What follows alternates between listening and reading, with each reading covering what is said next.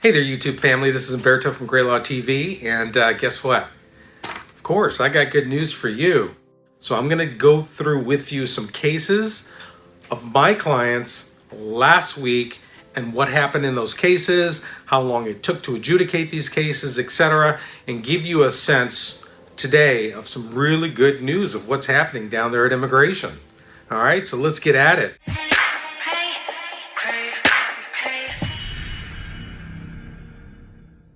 And remember, this is stuff you're not going to find on the internet, folks. So this case is very interesting. So this is an I-751 waiver application. For the I-751 waiver applications, generally, there is always an interview. Always, okay? Because you're no longer with the petitioner that you married, you are having, you've divorced, and you're filing this application on your own. So they want to know specifically that the marriage was entered into in good faith, and they do that through the interview. They test your credibility, they test your facts, they test what's going on. Well, guess what? Last week, this client got the I-751 waiver petition approved without interview. This is the first that I've actually seen. I was very, very surprised, and that's why I want to share this with you. So I-751 petitions, you can file them joint, you can file them separately as a waiver. Generally there are interviews, and that interview is taking place 2 years from the date of filing. So this is fantastic. This one was pending for about a year and a couple months, and guess what? The interview was waived. Now, this is the reason that I think, really important, this is the reason that I think the interview was waived, is because we documented this case very well. Lots of joint documentation was put in as an effort to have this case approved, and it looks like it paid off. So that's really, really good news. Let's take the second one. So this is an N-400 application for citizenship. Generally, before COVID, interviews were taking at least 1 year. Let's look at this one. Okay.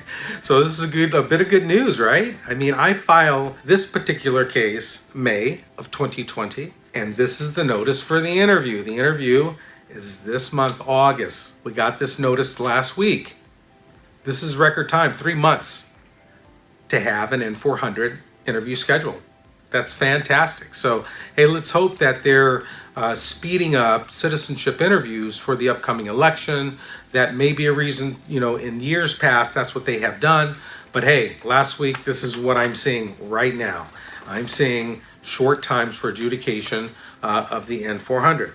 Now we have a little update, good news from USCIS.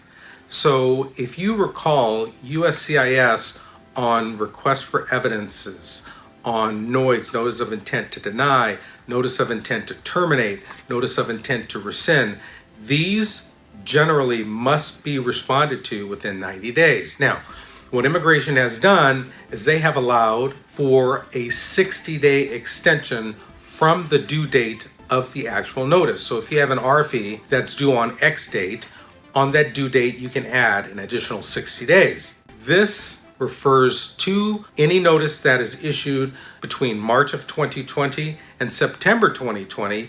You will have that additional 60 days. Initially, it was between March 1st and July 1st.